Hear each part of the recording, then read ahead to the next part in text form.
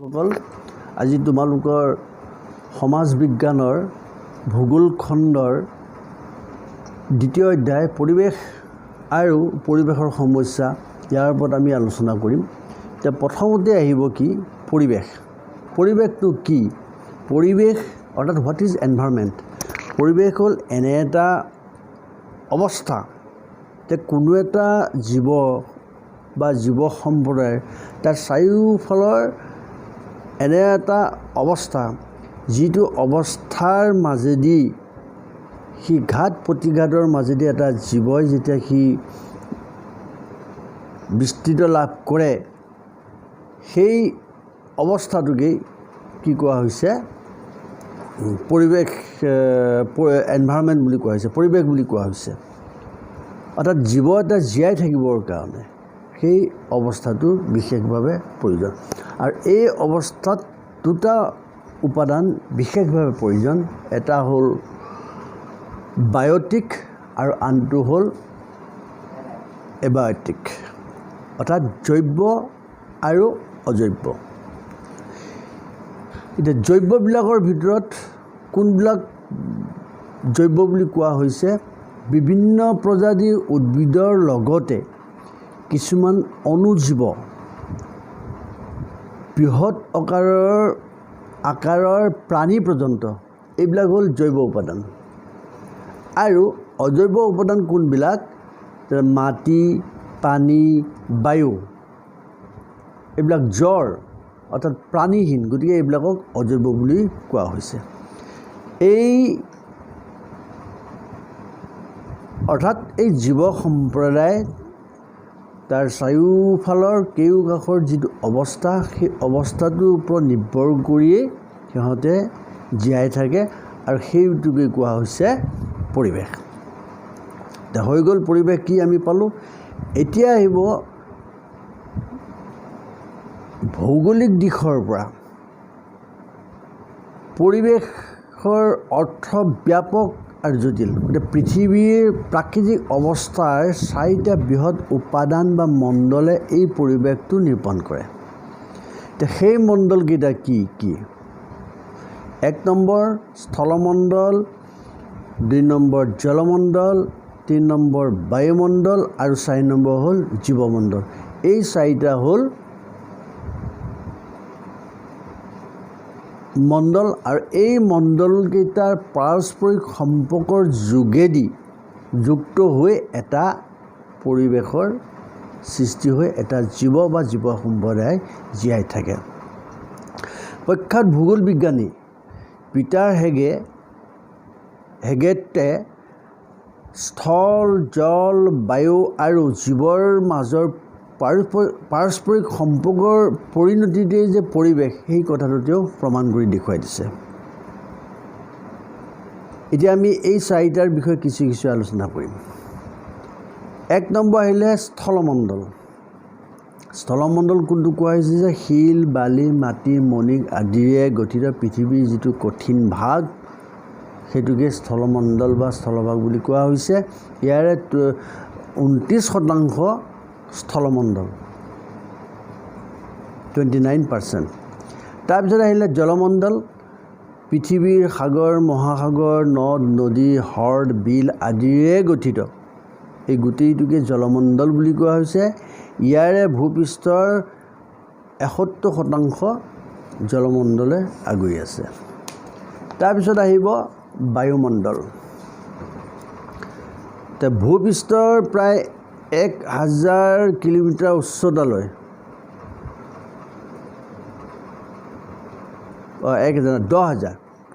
10,000 নহয়, প্ৰায় 10,000 কিলোমিটাৰ উচ্চতালৈ বায়ুমণ্ডলে আগুৰি আছে। ইয়াত বায়ুৰ বিভিন্ন ধৰণৰ গেছীয়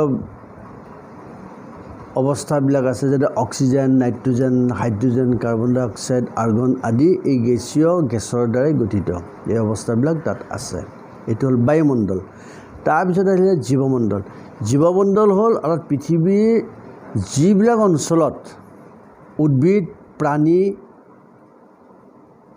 জীয়াই আছে, বসতি প্ৰদান কৰি আছে, অৰ্থাৎ এই অংশবিলাককেই সামৰি কি কোৱা হৈছে জীৱমণ্ডল বুলি কোৱা হৈছে। অৰ্থাৎ জলমণ্ডল, স্থলমণ্ডল আৰু বায়ুমণ্ডল, এই তিনিওটা মণ্ডলতে চৰাই চিৰিকটি কীট পতংগ মানুহ দুনু এই সকলোবিলাক বসবাস কৰি আছে। গতিকে সেইটোৱে হ'ল জীৱমণ্ডল। অৰ্থাৎ পৃথিৱীৰ এই পৰিৱেশ এই চাৰিটা মণ্ডল হ'ল পৰস্পৰে ইটোৰ ওপৰত সিটোৰ নিৰ্ভৰশীল। কাৰণ আমি স্থলমণ্ডলক বাদ দি জলমণ্ডলক আমি গ্ৰহণ কৰিব নোৱাৰোঁ, জলক বাদ দি আমি বায়ুমণ্ডলক গ্ৰহণ কৰিব নোৱাৰোঁ, বায়ুক বাদ দি আমি জীৱমণ্ডল থাকিব। অৰ্থাৎ ইটো সিটোৰ পৰিপূৰক। স্থল থাকিলেহে জীৱ থাকিব আৰু জীৱ থাকিলেহে পানীৰ প্ৰয়োজন হ'ব। এনেধৰণৰ যে ইহঁতৰ মাজত চলি থকা যিটো অন্তঃক্ৰিয়া সেইটো গোটেই পৃথিৱীখনত এটা পৰিৱেশ গঢ়ি উঠিছে। আৰু মণ্ডলকেইটাৰ অগণন উপাদান পাৰস্পৰিক ক্ৰিয়াৰ এক জটিল এটা নেট সৃষ্টি হৈছে, যাৰ যোগেদি গোটেই পৃথিৱীৰ বৰ্তমান পৰিৱেশটো নিৰূপণ কৰা হৈছে।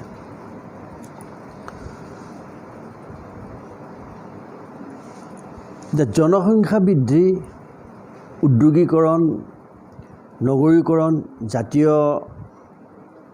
যাতায়াত পৰিবহণ এইবিলাকে কি হৈছে পৃথিৱীৰ এটা ব্যাপক পৰিৱৰ্তন সাধিছে। বনাঞ্চল ধ্বংস হৈছে, জলাশয়বিলাক আমাৰ মানুহে নষ্ট কৰিছে। গতিকে ইয়াৰ কুপ্ৰভাৱ কিছুমান জীৱমণ্ডলত পৰিছে। গতিকে এই কুপ্ৰভাৱবিলাকৰ ফলতেই আজি পাৰ্বত্য অঞ্চল বা গছ গছনিৰে ভৰি থকা কিছু অঞ্চল বা বিভিন্ন ধৰণৰ বনাঞ্চল জলাশয়বিলাক লাহে লাহে ধ্বংস হৈ নাইকিয়া হৈ যাব ধৰিছে, যাৰ ফলত আমাৰ পৰিৱেশৰ বিভিন্ন ধৰণৰ সমস্যাই দেখা দিছে। এতিয়া আহিব ই আমাক দেখা দিয়া সমস্যাসমূহৰ বিষয়ে আহিব যে পৰিৱেশৰ সমস্যা। যে পৰিৱেশৰ সমস্যা কোনবিলাক? যে মই ক'লোঁ যে মানুহৰ জনসংখ্যা বৃদ্ধি, উদ্যোগীকৰণ বা সম্পদৰ ব্যৱহাৰ ইমানেই প্ৰয়োজন হৈ পৰিছে যে যাৰ ফলত এটা স্বাভাৱিক অৱস্থাটো নাইকিয়া হৈ গৈছেগৈ। যে মানুহৰ সৃষ্ট উপাদানসমূহৰ মাজত কি হৈছে ভাৰসাম্যবিলাক নাইকিয়া হৈ গৈছে। আজিকালি প্ৰতিযোগিতাৰ যুগ হৈছে। মানুহে যিমান পাৰে লুণ্ঠন কৰি বিভিন্ন ধৰণৰ বস্তুবিলাক প্ৰডাকশ্যন কৰা হৈছে, উৎপাদন কৰা হৈছে, কিন্তু তাৰ বিকল্প হিচাপে সেই আমাৰ কেঁচামাল জাতীয় বস্তুবোৰ য'ৰ পৰা পাইছোঁ সেইবোৰক যে সুৰক্ষিত কৰিব লাগে সেই কথাটো মানুহে কোনো ভবা নাই, খালি উৎপাদন কৰি গৈ আছে। তাৰ ফলতে কি হৈছে পৰিৱেশৰ সমস্যাবিলাক সৃষ্টি হৈছে। এই ন সমস্যাৰ সৃষ্টি হ'বলৈ পৰিৱেশৰ এই জড়িত হৈ থকা সমস্যাবোৰকে পৰিৱেশৰ লগত জড়িত থকা সমস্যাবিলাকক কি কৰা হৈছে পাৰিৱেশিক সমস্যা অৰ্থাৎ এনভাইৰনমেণ্টেল প্ৰব্লেম বুলি কোৱা হৈছে। তো এই এনভাইৰনমেণ্টেল প্ৰব্লেম অৰ্থাৎ পৰিৱেশ সমস্যাক সাধাৰণতে কি কৰা হৈছে তিনিটা ভাগত ভাগ কৰা হৈছে।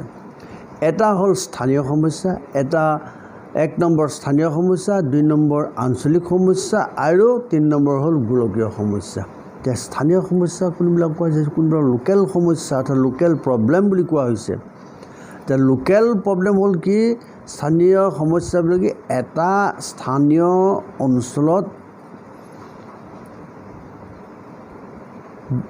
সীমাবদ্ধ হৈ থাকিব।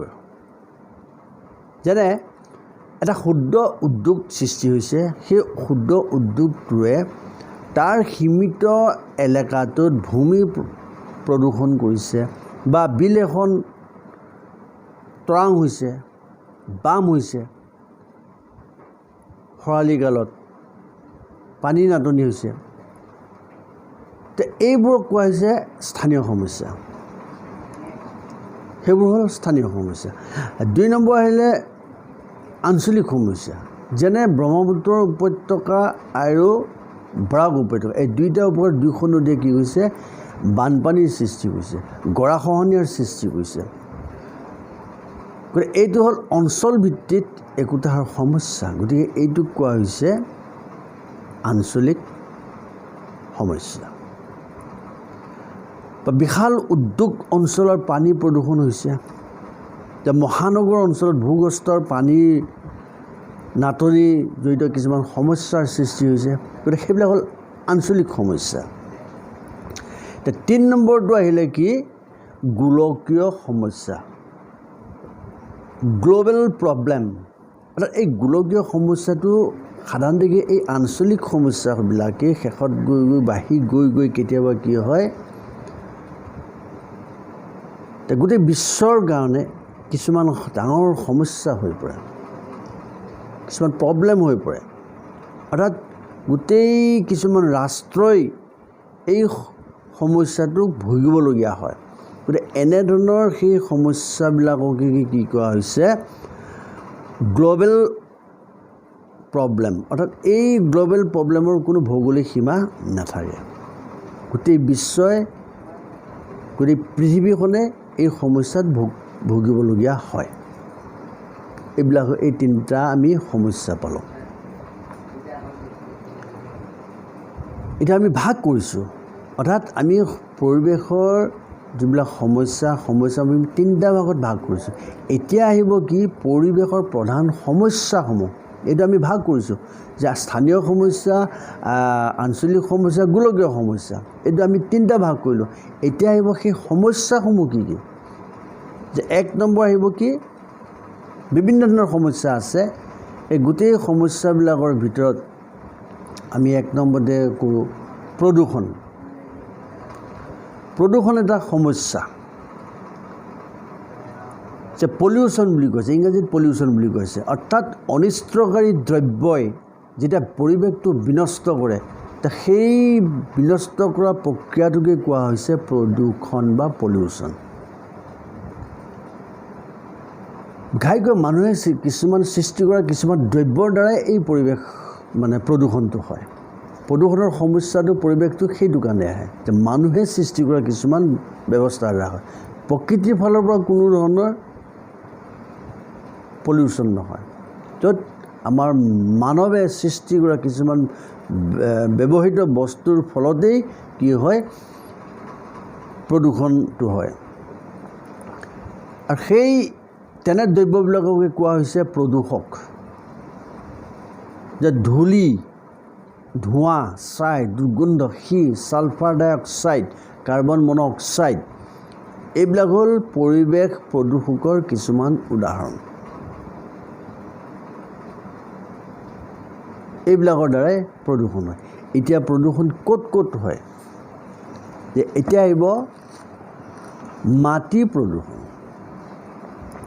যে মাটি প্ৰকৃতিৰ এটা গুৰুত্বপূৰ্ণ উপাদান কাৰণ মানুহৰ জীয়াই থকাৰ বিভিন্ন ধৰণৰ খাদ্যবোৰ যিমানবোৰ খাদ্য আছে এই গোটেই খাদ্যবোৰ আমি মাটিৰ পৰাই পাওঁ মানৱ সভ্যতাৰ সৃষ্টিৰ বিকাশৰ প্ৰধান মূলতে হ'ল ভূমি মাটি মানুহৰ বিভিন্ন বসবাস কৰি থাকিবৰ কাৰণে ঘৰ দুৱাৰ পৰা ধৰি বিভিন্ন ধৰণৰ ৰং ৰহস্য যিমানবিলাক ব্যৱস্থা আছে এই গোটেইবোৰ মাটিতেই সৃষ্টি হৈছে গতিকে এই মাটিটো এটা অমূল্য সম্পদ যদি এই মাটিটো যদি প্ৰদূষিত হয় তেতিয়াহ'লে জীৱকুল কেনেকৈ জীয়াই থাকিব মানুহে কেনেকৈ জীয়াই থাকিব তো ইয়াৰ ফলতে কি হৈছে যে আমাৰ মানৱৰ যিবিলাক সৃষ্টিকাৰী বস্তু অৰ্থাৎ মাটিত আজিকালি কি কৰা হৈছে মাটিত আগতে মানুহে গোবৰ সাৰ জৈৱিক সাৰ ব্যৱহাৰ কৰি খেতি বাতি কৰি মানে বিভিন্ন ধৰণৰ উপাদানবিলাক লৈছিলে বিভিন্ন বস্তু উপাদান কৰিছিল কিন্তু আজিকালি মানুহে অধিক পৰিমাণৰ প্ৰডাকশ্যনটো বঢ়াবৰ কাৰণে উৎপাদনটো বৃদ্ধি কৰিবৰ কাৰণে কি কৰিলে বিভিন্ন ধৰণৰ যিবিলাক ৰাসায়নিক সাৰ প্ৰয়োগ কৰি প্ৰডাকশ্যনটো বৃদ্ধি কৰিলে কিন্তু মাটিৰ যিটো গুণাগুণ শক্তিটো সেইটো একদম ঢিলা কৰি পেলালে সেইটো হ'ল মাটি প্ৰদূষণ অৰ্থাৎ বিভিন্ন ধৰণৰ ৰাসায়নিক পদাৰ্থ কল কাৰখানাৰ পৰা বৰ্জিত কিছুমান পদাৰ্থ ঔদ্যোগিক যিবিলাক আৱৰ্জনা তেজস্ক্ৰিয় যিবিলাক পদাৰ্থ বা এচিড বৰষুণ এইবিলাকে কি হয় মাটিৰ গুণাগুণ নষ্ট কৰিছে আৰু খেতি বাতিত যিবিলাক আমাৰ সাৰ ব্যৱহাৰ কৰা হয় অত্যাধিক সাৰ কৰাৰ ফলতে মাটিৰ যিটো শক্তি সেই শক্তিটো ভাঙি চুৰমাৰ হৈ গৈছে গতিকে মাটিয়ে তাৰ যিমানখিনি সেই সাৰ প্ৰয়োগ নকৰালৈকে মাটি আৰু খেতিত প্ৰডাকশ্যনটো ভাল নহয় কিন্তু আগত সেই ব্যৱস্থাটো নাছিল তাৰ উপৰিও আজিকালি মানুহৰ সৃষ্টি কিছুমান বস্তু প্লাষ্টিক এইবিলাকে কি কৰে মাটিৰ গুণাগুণ শক্তিটো একেবাৰে নাইকিয়া কৰিছে এনেধৰণে মাটি প্ৰদূষণটো হৈছে তাৰপিছত আহিলে বায়ু প্ৰদূষণ মাটিৰ বিষয়ে আমি গম পালোঁ তে বায়ু প্ৰদূষণ তে চোৱা তে কল কাৰখানাৰ পৰা কিমান গেছ নিৰ্গৃত হৈ আছে 2 নম্বৰ ডেইলি গোটেই বিশ্বত হাজাৰ হাজাৰ কোটি কোটি গাড়ী যান বাহন চলি আছে সৰু ডাঙৰ যান বাহনবিলাক চলি আছে তো সেই যান বাহনৰ পৰা নিৰ্গৃত হোৱা কাৰ্বন ডাই অক্সাইডটোৱে কি কৰিছে গোটেই বায়ুমণ্ডলটোক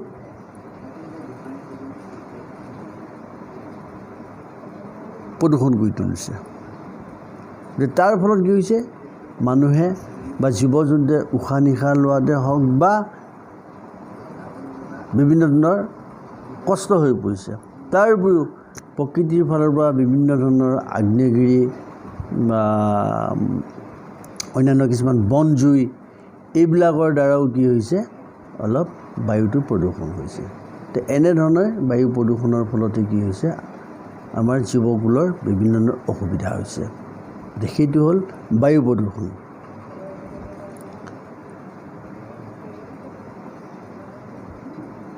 তাৰপিছত আহিলে পানী প্ৰদূষণ পানী তো পানী সকলো জীৱৰে এটা প্ৰধান বস্তু সকলোকে পানীৰ প্ৰয়োজন হয় কিন্তু বায়ুমণ্ডলৰ দৰে পৃথিৱীৰ যিটো বায়ু প্ৰদূষণ হৈছে সেই বায়ু প্ৰদূষণ হোৱাৰ দৰে পানীও কি হৈছে আমাৰ প্ৰদূষণ হৈছে তো বিশেষকৈ কল কাৰখানাৰ পৰা নিৰ্গৃত বিভিন্ন ৰাসায়নিক পদাৰ্থবিলাক অনুজীৱবিলাক বিকিৰণ হোৱা কিছুমান বস্তু পানীত মিহলি হৈছে তাৰ উপৰিও মানুহৰ সৃষ্টি হোৱা সেই বিভিন্ন ধৰণৰ প্লাষ্টিক বৰ্জিত পদাৰ্থসমূহ আমাৰ মানুহে যধে মধে পানীত পেলাই দিছে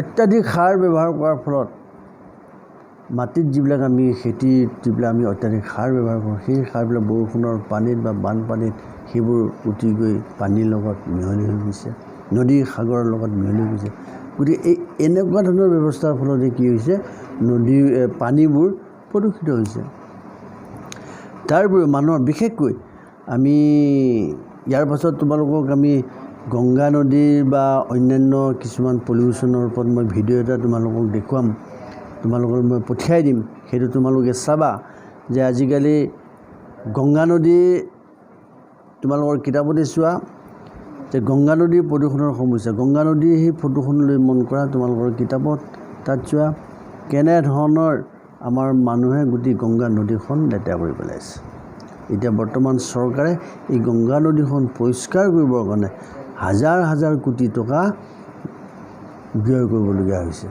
কাৰণ যিখন গংগা নদীক ভাৰতৰ হিন্দুসকলে পবিত্ৰ নদী বুলি মানি লৈছিল আজি সেই গংগা নদীখন ফটোত দেখিলেই ছবিটোত দেখিলেই তোমালোকে গম পাব যে ইয়াত কোনে নষ্ট কৰিছে ইয়াত কিবা গৰু জীৱ জন্তুৱে আহি পেলাই এইবিলাক লেতেৰা পেলাইছে নেকি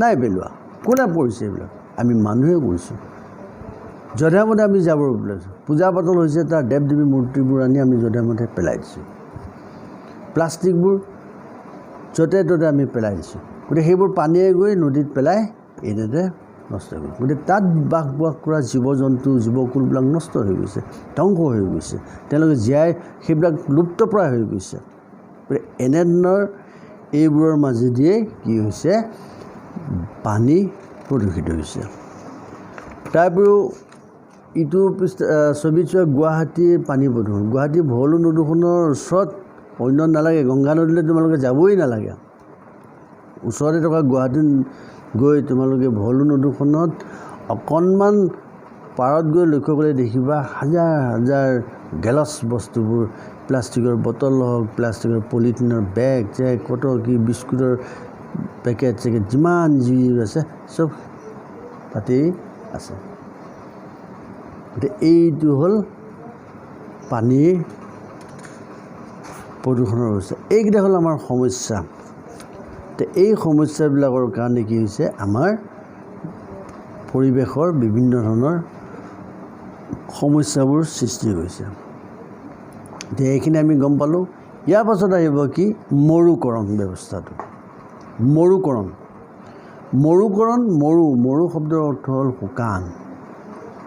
মৰুভূমি এটা শুকান ভূমি। এতিয়া মৰুকৰণ হ'ল কি, সি লাহে লাহে শুকান হৈ প্ৰথমতে শুকান হ'ব, তাৰপিছত গৈ সি মৰুভূমিলৈ পৰিণত হ'ব। সেইটোৱে ব্যৱস্থাটো। কাৰণ আজিকালি গোটেই বিশ্বতে কি হৈছে, মানুহবিলাক, আমাৰ মানুহ ইমানেই মানে আটাইতকৈ ভয়াৱহ জীৱৰ ভিতৰত মানুহে হ'ল জীৱ। সেইটোৱে হ'ল আটাইতকৈ ভয়াৱহ আৰু সাংঘাতিক জীৱ, যিয়ে নেকি ভৱিষ্যতৰ কথা চিন্তা কৰে, খালি নিজৰ কথা চিন্তা কৰে। এতিয়া আজিকালি মানুহে বিভিন্ন বিলবিলাক, জলাশয়বিলাক পুতি তাত ঘৰ বনাইছে, ইণ্ডাষ্ট্ৰী বুলি। তাত যে যিবিলাক জীৱ আছে সেইবিলাকৰ কথা চিন্তা কৰা নাই। যধে মধে চুৰ কৰি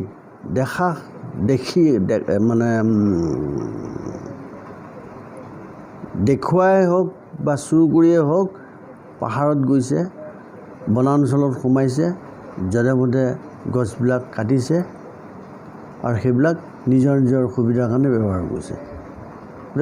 এই গোটেই কথাবিলাকৰ কাৰণে কি হৈছে, এটা গ্ল'বেল এটা সমস্যাৰ সৃষ্টি হৈছে। আৰু সেই গ্ল'বেল ৱাৰ্মৰ ফলত কি হৈছে, তাত বৰষুণৰ পৰিমাণটো কমিছে। যিহেতু গছ গছনি কমি গৈছে, বৰষুণৰ পৰিমাণটো কমি গৈছে। বৰষুণৰ পৰিমাণটো কমি যোৱাৰ লাহে লাহে তাত খৰাঙৰ সৃষ্টি হৈছে। আৰু খৰাং সৃষ্টি হোৱাৰ লগে লগে সেই মাটিবিলাক শুকান হৈ গৈছে। আৰু লাহে লাহে শুকান হৈ গৈ সি কালক্ৰমত মৰুভূমিলৈ পৰিণত হৈছে। এতিয়া সেইকাৰণে এই মৰুকৰণৰ ওপৰত 1977 চনত ৰাষ্ট্ৰসংঘৰ এখন সন্মিলন আফ্ৰিকা মহাদেশৰ নাইৰোবিত বহিছিল, সন্মিলনখন হৈছিলে। তো এই মৰুকৰণৰ ওপৰত তাত বিশেষভাৱে আলোচনা কৰা হৈছিল। তো এই মৰুকৰণবিলাক কেনেকৈ হয়, যে প্ৰকৃতিৰ কাৰণে মৰুকৰণবিলাক হয়। যে প্ৰকৃতিৰ কাৰণ কোনবিলাক, যে খৰাং বতৰ বা গোলকীয় উত্তাপ্ত, এইবিলাক হ'ল প্ৰকৃতিৰ কাৰণ। গতিকে এইবিলাকৰ দ্বাৰা লাহে লাহে কি হয়, বৃষ্টিপাতৰ অভাৱত মৰুভূমিত প্ৰায় খৰাং অৱস্থাৰ সৃষ্টি হয়। গতিকে সেই খৰাং অৱস্থাই ভূমিৰ উৎপাদন ক্ষমতাটো হ্ৰাস কৰাৰ লগে লগে সি লাহে লাহে ক্ৰমাৎ সি মৰুভূমিলৈ পৰিণত হয়।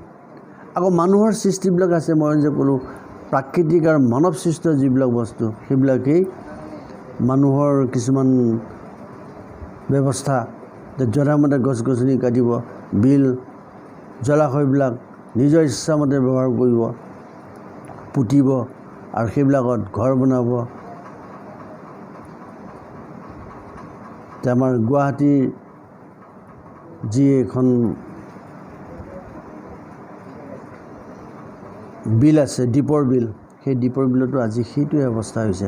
তোমালোকে গুৱাহাটীত গ'লে, গুৱাহাটীৰ ৰেল লাইনৰ যেতিয়া তুমি সেইটো ৰেলৰ ৰাস্তাৰে তুমি যেতিয়া ক'ৰবাত যাবা বা ক'ৰবাৰ পৰা আহিবা, অসমৰ বাহিৰলৈ যোৱা বা অসমৰ বাহিৰৰ পৰা অহা, সেই ৰাস্তাই আহিলেই, সেই ৰেল ৰাস্তা আহিলে দেখিব যে কাষত সেইখন দীপৰ বিল, তাত মানুহে যধে মধে ঘৰ দুৱাৰবিলাক বনাই গোটেই বিলখনৰ সৌন্দৰ্যটো নাইকিয়া কৰি পেলাইছে। গতিকে তাত থকা বিভিন্ন জীৱ জন্তুবিলাক, মাছ কাছৰ পৰা ধৰি বিভিন্ন জীৱ জন্তুবিলাক ক্ৰমান্বয়ে হ্ৰাস পাবলৈ লৈছে। চৰাইবিলাক, বিভিন্ন ধৰণৰ পৰিভ্ৰমী চৰাইবিলাক তাত আহি পৰিছিল। আজিকালি সেই কোলাহল আৰু মানুহৰ জনৰবৰ ফলতে কি হৈছে, সেইবিলাক নাইকিয়া হৈ গৈছে, লাহে লাহে কমি যাবলৈ ধৰিলে, লুপ্ত পাবলৈ ধৰিলে। এই গোটেইবিলাকেই হ'ল মানুহৰ নিজৰ কাৰণে হৈছে। গতিকে এইবিলাক হ'ল সমস্যা। এই গোলকীয় সমস্যাটো, মৰুকৰণৰ এই গোলকীয় সমস্যাবিলাক কি হৈছে, আমাৰ মানুহৰ কাৰণেই হৈছে। সেইকাৰণে হৈছে মানুহৰ যিবিলাক কাৰণ, তাৰ ভিতৰত অত্যাধিক পশুচাৰণ, আমাৰ যিবিলাক অভাৰ গ্ৰেজিং আছে, তাত গৈ পশু চৰাই ফুৰে, তাৰ ফলত এইবিলাক নষ্ট হৈ গৈছে। কৃষিৰ প্ৰসাৰ হৈছে, মানুহৰ জনসংখ্যাও বাঢ়িছে, জনসংখ্যা বাঢ়ি যোৱাৰ লগে লগে মানুহক বসবাস কৰিবলৈ ঠাই লগা হৈছে। গতিকে এইবিলাকৰ ফলতেই গৈছে মৰুভূমিলৈ বাঢ়ি গৈ আছে। বৰ্তমান পৃথিৱীত প্ৰায় একেখন দেশে এনে এটা আপেক্ষিকভাৱে এই শুকান অঞ্চলবিলাকৰ সন্মুখীন হৈছে। তাৰ ফলত মানুহবিলাক যথেষ্ট ক্ষতিগ্ৰস্ত হৈছে। উত্তৰ আমেৰিকাৰ মহাদেশত কি হৈছে, মৰুকৰণৰ দ্বাৰা বেয়াকৈ ক্ষতিগ্ৰস্ত হৈছে সেই অঞ্চলবিলাক। গতিকে মৰুকৰণজনিত সমস্যাৰ সমাধান সমগ্ৰ বিশ্ববাসীৰ সন্মুখত এতিয়া এটা ডাঙৰ জটিল সমস্যা হৈ গৈছে আৰু আন্তৰ্জাতিক সহযোগত এই সমস্যাৰ সমাধানৰ সম্ভাৱনা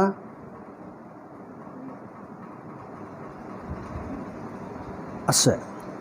আন্তৰ্জাতিক সহযোগ হ'ব লাগিব, তেতিয়াহে। এতিয়া আহিব গোলকীয় উত্তাপ। গোলকীয় উত্তাপ বৃদ্ধি হৈছে, যিটো গ্ল'বেল ৱাৰ্ম বুলি কোৱা হৈছে। গৰম গোলকীয় উত্তাপটো বৃদ্ধি হৈছে। ইয়াৰ মূল কাৰণটো হ'ল যে পৃথিৱীত মানুহৰ সৃষ্টিৰ কিছুমান বস্তুৰ দ্বাৰা, মানৱ সৃষ্টৰ বস্তুবিলাকৰ দ্বাৰাই কি হৈছে, গোটেই পৃথিৱীখনৰ পৰিৱৰ্তন হৈছে। কাৰণ পৃথিৱী প্ৰায় 4600 নিযুত বছৰ আগৰ পৰাই পৃথিৱীখন সৃষ্টি হৈছে। তেতিয়ালৈকে পৃথিৱীখনৰ ঠিকেই আছিলে, বহু বছৰলৈকে ঠিকে। যেই মানুহৰ সভ্যতাৰ পোহৰলৈ আহিল, যেই মানুহে বিভিন্ন ধৰণৰ উদ্যোগবিলাক সৃষ্টি কৰিবলৈ দিলে, বিভিন্ন ধৰণৰ কল কাৰখানাবিলাক যে সৃষ্টি কৰিবলৈ দিলে, গাড়ী মটৰ যেতিয়া ওলাই গ'ল, সেই তেতিয়াৰ পৰাই পৃথিৱীখনৰ লাহে লাহে লাহে লাহে কি হৈছে, গোলকীয় উত্তাপটো বৃদ্ধি হৈছে। কাৰণ কাৰ্বন ডাই অক্সাইড, ধোঁৱা এইবোৰ সৃষ্টি হৈছে। তাৰপিছত মানুহৰ বিভিন্ন ধৰণৰ প্ৰয়োজনীয় বস্তুবোৰ উৎপাদন হৈছে, যিবোৰৰ ছাইড এফেক্টবিলাক যেনে এতিয়া সাৰবিলাক, আমি ধান খেতিত, মৰাপাটৰ খেতিত, অৰ্থাৎ খেতিত ব্যৱহাৰ কৰা সাৰবিলাক, এই সাৰবিলাকে আমাৰ খেতিৰ উৎপাদনটো বঢ়ায়, সেইটো ভাল কথা। কিন্তু আটাইতকৈ বেছি বেয়া কাম হ'ল যে সেই সাৰবিলাকে কি কৰিছে, ৰাসায়নিক সাৰবিলাকে কি কৰিছে, আমাৰ মাটিৰ গুণাগুণটো অনিষ্ট কৰিছে, বেছি ক্ষতি কৰিছে, গছ গছনি অনিষ্ট হৈছে। যে মাটিৰ যেতিয়া উৰ্বৰতা শক্তি যেতিয়া নাইকিয়া হৈ গৈছে, লাহে লাহে সেই মাটিৰ শুকান হৈ গৈছে। কল কাৰখানা, এই ইণ্ডাষ্ট্ৰী এইবিলাকৰ ধোঁৱাই কি কৰিছে, গোটেই আকাশমণ্ডলটো, বায়ুমণ্ডলটো আমাক প্ৰদূষিত কৰিছে। গতিকে তাত বৰষুণৰ পৰিমাণটো আমাৰ কৰিব, এতিয়া খৰাং হৈছে। তাৰ ফলত কি হৈছে, লাহে লাহে গোটেই বিশ্বতে এই এটা গ্ল'বেল ৱাৰ্মৰ সৃষ্টি হৈছে, যাৰ ফলত এই গেছবোৰৰ ভিতৰত carbon dioxide gas, methane, nitrous oxide এইবোৰ সৃষ্টি হৈছে। আৰু এই পৃথিৱীৰ পৰা প্ৰতিফলিত শক্তি শোষণ কৰি বায়ুমণ্ডলৰ উত্তাপটো নিয়ন্ত্ৰণত সহায় কৰাৰ কাৰণে এইবোৰ গেছক সেউজ গৃহ বুলি কোৱা হৈছে। এইবোৰ সেউজ গৃহ বুলি কৈছে। এইবোৰে কি কৰে, এই গেছবোৰে পৃথিৱীৰ পৰা প্ৰতিফলিত শক্তি শোষণ কৰি বায়ুমণ্ডলৰ উত্তাপটো নিয়ন্ত্ৰণত সহায় কৰে এইবোৰে। কিন্তু এতিয়া কি হৈছে, এই বস্তুবিলাকৰ পৰিমাণটো কমি গৈছে। স্বাভাৱিকতে এনে বায়ুমণ্ডলৰ ভূপৃষ্ঠৰ উত্তাপৰ ক্ষেত্ৰত ভাৰসাম্য ৰক্ষা কৰাত সহায় কৰে, কিন্তু যিকোনো কাৰণতে বায়ুমণ্ডলত এই গেছবোৰৰ স্থিতিত তাৰতম্য ঘটিছে। যে মানুহৰ সৃষ্টিৰ বিভিন্ন ধৰণৰ বস্তুবিলাকৰ কাৰণেই, ইণ্ডাষ্ট্ৰীবিলাকে হওক, কল কাৰখানা হওক, মানুহৰ সৃষ্টিৰ যিমানবিলাক বস্তু আছে, এই গোটেই বস্তুবিলাকৰ কাৰণে এইবিলাকৰ পৰিৱৰ্তন ঘটিছে। তাৰ ফলত বায়ুমণ্ডলৰ সেউজ গৃহ গেছৰ পৰিমাণ বাঢ়িলেও সাধাৰণতে বায়ুমণ্ডলৰ উত্তাপটো বাঢ়ি গৈছে। গতিকে ভৱিষ্যতলৈ গোটেই বিশ্বত যে এনেকুৱা এটা অৱস্থালৈ আহি গৈছে, যাৰ বাবে গোটেই বিশ্বৰ জনসাধাৰণ ত্ৰাসিত হৈছে, বিশ্বৰ যিমানবিলাক ধনী ধনী দেশ আছে, যে আমেৰিকা যুক্তৰাষ্ট্ৰ, ইটালী, চীন, ৰাছিয়া, জাৰ্মান, আমাৰ ভাৰতবৰ্ষ, গোটেই বিশ্বই আজি এই সমস্যাটোৰ ওপৰত একগোট হৈ তাক সমস্যা সমাধানৰ বাবে আগবাঢ়িছে। গতিকে আমি আশা ৰাখিছোঁ গোটেই বিশ্বত এটা পৰিৱৰ্তন আহি যাব, যাৰ ফলত বিশ্বত শান্তিৰ সৃষ্টি হ'ব, গ্ল'বেল যিটো ৱাৰ্ম সেইটো কমি যাব আৰু গোটেই বিশ্বখন এটা সুন্দৰ বাতাবৰণ পৰিৱেশ সৃষ্টি হ'ব, অক্সিজেনৰ পৰিমাণ বাঢ়ি যাব, মানুহৰ জীৱ জন্তুৰ অতি সুন্দৰভাৱে জীয়াই থাকিবলৈ সক্ষম হ'ব। এইটোৱে আমি আশা ৰাখিছোঁ আৰু সেই আশাত বন্দী হৈ ইয়াৰ গোলকীয় উত্তাপ বৃদ্ধি ৰোধ কৰিবলৈ যাৱতীয় ব্যৱস্থা গ্ৰহণ কৰিবলৈ আমি ৰাষ্ট্ৰসমূহক আহ্বান জনাইছোঁ। লগতে আমি সকলোৱে ইয়াৰ ওপৰত আমি সহযোগিতা আগবঢ়াব লাগিব। এইখিনি হ'ল আমাৰ পৰিৱেশ আৰু পৰিৱেশৰ সমস্যাৰ ওপৰত আলোচনা।